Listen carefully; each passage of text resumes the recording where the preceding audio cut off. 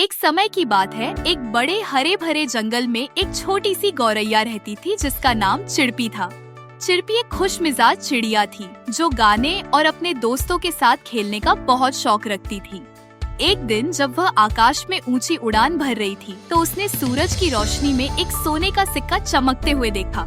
उसने नीचे उड़कर वह सिक्का उठा लिया और उसका दिल खुशी से झूम उठा। यह सिक्का कितना कीमती है, चिड़पी ने सोचा। मैं इसके साथ जो चाहूँ खरीद सकती हूँ। वह सोचने लगी कि वह कितनी स्वादिष्ट बीजों और चमचमाते सामानों से अपनी निडानी सजा सकती है। तभी एक बुजुर्ग समझदार उल्लू जिसका नाम ओली था पास से उड़ता हुआ आया।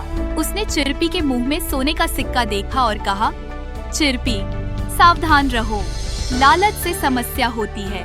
याद रखो, जितना ज्यादा चाहोगी उतना खुश नहीं रह सकोगी।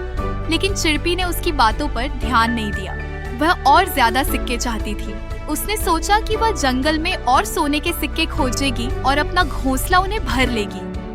दिन दिन चिड़पी अपने घोंसले को सोने के सिक्कों से भरने लगी और वह अपनी खुशियाँ और अपने दोस्तों को नजरअंदाज करने लगी। धीरे धीरे चिड़पी का घोंसला तो सिक्कों से भर गया, लेकिन वह पहले जैसी खुश नहीं थी। उसके दोस्त उससे मिलने नहीं आते थे क्योंकि वह अब बहुत लालची और स्वार्थी हो चुकी थी।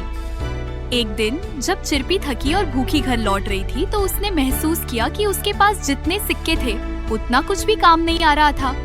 जंगल शांत था और वह पहले जैसी खुश नहीं थी। चिड़पी ने यह महसूस किया कि ओली ने सही कहा था, लालच ने उसकी खुशी छीन ली थी।